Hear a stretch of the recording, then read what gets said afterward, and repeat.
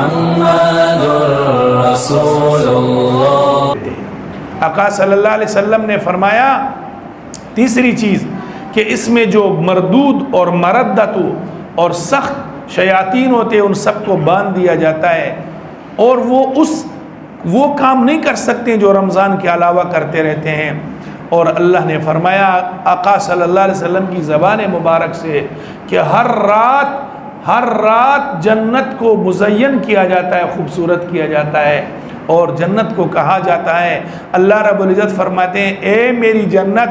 اب وہ جو لوگ روزہ رکھ رہے ہیں ان لوگوں کو اب میں تیرے اندر بھیجوں گا، ان لوگوں وہ تیرے جنت تیرے اندر وہ لوگ آئیں گے،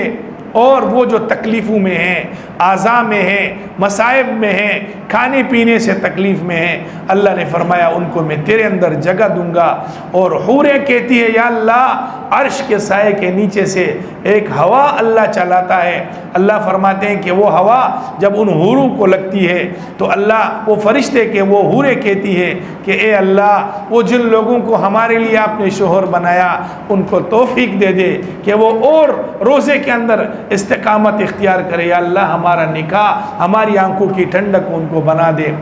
حدیث پاک میں آتا ہے کہ آپ صلی اللہ علیہ وسلم نے ارشاد فرمایا کہ پھر اللہ ہر رات میں ان روزے داروں کی مغفرت کرتا رہتا ہے۔ اور آگے فرمایا کہ صحابہ نے پھر فرمایا یا رسول اللہ کیا یہ جو اللہ لوگوں کو جہنم سے آزاد کرتا ہے ان کی مغفرت کرتا ہے کیا یہ لیلۃ القدر میں ہوتا ہے؟ آقا صلی اللہ علیہ وسلم نے فرمایا نہیں، لیلۃ القدر کی فضیلت تو اپنی جگہ پر ہے کہ وہ 1000 مہینوں سے بہتر ہے۔ ہر رمضان کی رات میں وَلِلَّهِ عُتَقَاءَ مِنَ النَّارِ، جہنم سے اللہ لوگوں کو آزاد فرماتے ہیں۔ ہر وقت میں آپ لوگ یہ کہتے رہیں یا اللہ ہمیں جہنم سے آزادی نصیب فرما۔ یہ کون سا جملہ ہے؟ ایسے بول دو یا اللہ پوری امت مسلمہ کو، پوری امت مرحومہ کو جہنم سے آزادی نصیب فرما۔ آپ نے بول دیا، وہ وقت قبولیت کا ہوگا، اللہ اس کو قبول فرمائے گا۔ آقا صلی اللہ علیہ وسلم نے ارشاد فرمایا کہ روزے دار کے لیے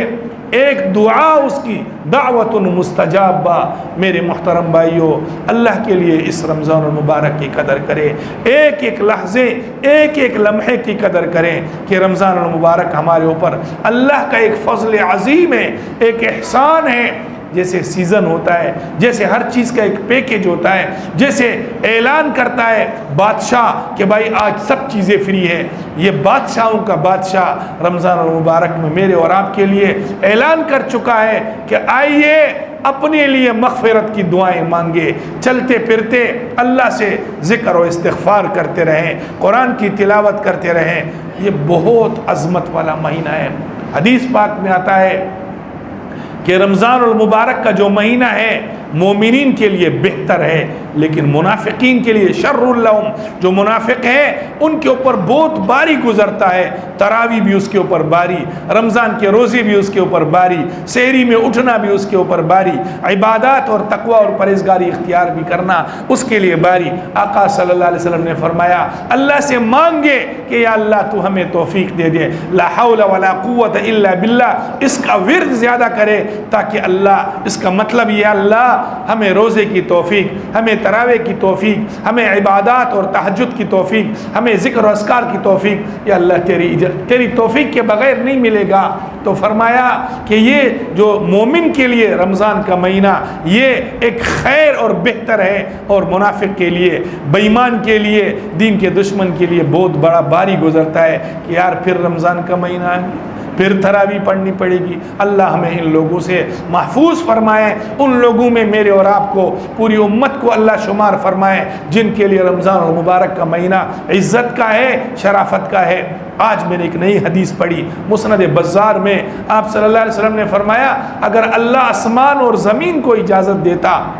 اگر اللہ آسمان اور زمین کو اجازت دیتا تو وہ ہر روزے دار کو اپنی زبان سے کہتے تجھے جنت کی بشارت ہے، تجھے جنت کی بشارت ہے۔ میرے محترم بھائیوں، خوش قسمت ہے وہ لوگ جن کو رمضان المبارک نصیب ہو جائے، خوش قسمت ہے وہ لوگ جن لوگوں کو رمضان کی تراویح اور رمضان کی عبادات نصیب ہو جائے، تہجد نصیب ہو جائے، اور یہ سب اللہ کی توفیق سے ہوتا ہے۔ اس پر سب کہیں یا اللہ الحمدللہ۔ اگر آپ روزے دار ہیں، اگر آپ تراویح میں قیام کر رہے ہیں، اور اگر آپ تہجد کی نماز سحری میں اٹھ کر کے پڑھ رہے ہیں، آپ اشراق اور چاشت پڑھ رہے ہیں، تو یقیناً آپ کو میں کہتا ہوں آپ مبارکباد کے مستحق ہے۔ اللہ ہمیں اور توفیق نصیب فرمائے۔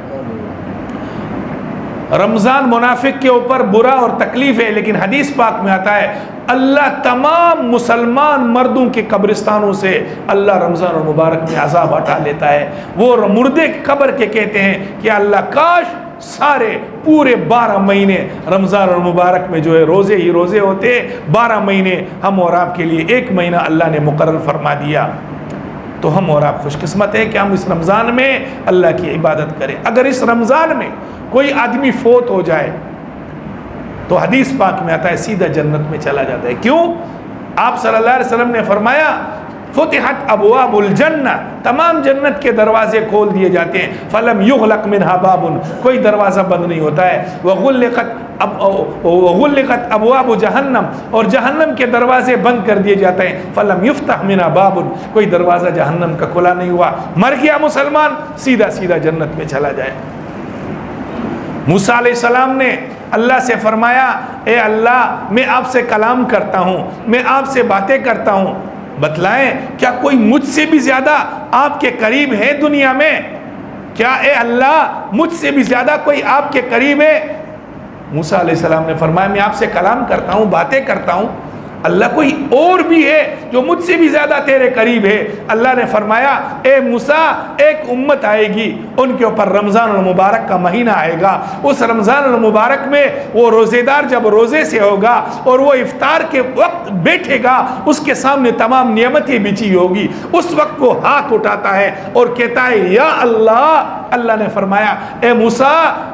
میں اپنی عزت اور جلال کی قسم اٹھاتا ہوں، اس ٹائم میرے اور اس کے درمیان ایک بھی پردہ نہیں ہوتا ہے۔ جب تو میرے ساتھ کلام کرتا تھا تو اے موسیٰ میرے اور تیرے درمیان 70,000 نور کے پردے تھے، لیکن جب وہ روزے دار افطار کے وقت تمام نعمتیں سامنے رکھ کر کے اللہ کے لیے ہاتھ اٹھاتا ہے کہ اللہ مجھے بخش دے، میرے بچوں کو بخش دے، میرے اولادوں کو بخش دے، پوری امت مسلمہ کو بخش دے، ساری نعمتیں پڑی رہتی ہے، لیکن وہ یا اللہ کہتا ہے، اللہ نے فرمایا اے موسیٰ میرے اور اس کے محمد